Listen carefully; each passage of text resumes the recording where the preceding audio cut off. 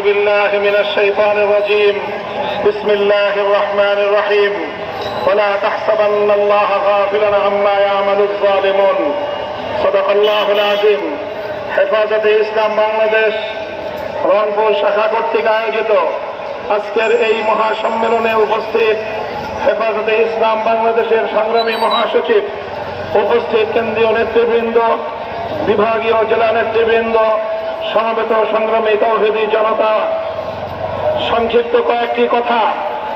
প্রথম কথা হলো এই, হেফাজতে ইসলাম বাংলাদেশ সম্প্রীতি চায়, শান্তি চায়।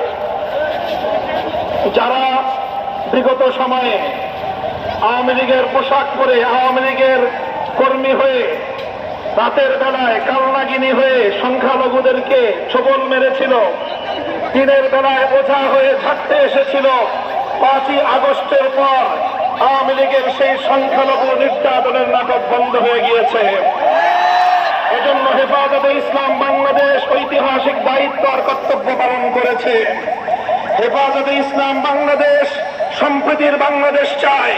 হেফাজতে ইসলাম সাম্প্রদায়িক সম্প্রীতি চায়, কোন দাঙ্গা হাঙ্গামা চায় না। তবে একটা কথা মনে রাখতে হবে, হেফাজতে ইসলামের জন্ম এবং উত্থান হয়েছিল আল্লাহর জমিনে আল্লাহর পয়গম্বরের ইজ্জতের হেফাজতের ঘোষণা নেওয়ার জন্য। আল্লাহর পয়গম্বরের ইজ্জতের উপর আক্রমণকারী আমার নবীর উপর কটূক্তিকারীর জন্য সর্বোচ্চ শাস্তির মৃত্যুদণ্ডের আইন তৈরির দাবি নিয়ে আমরা বলতে চাই, এই বাংলাদেশে আমার নবীকে নিয়ে আর কোন কটূক্তিকারীকে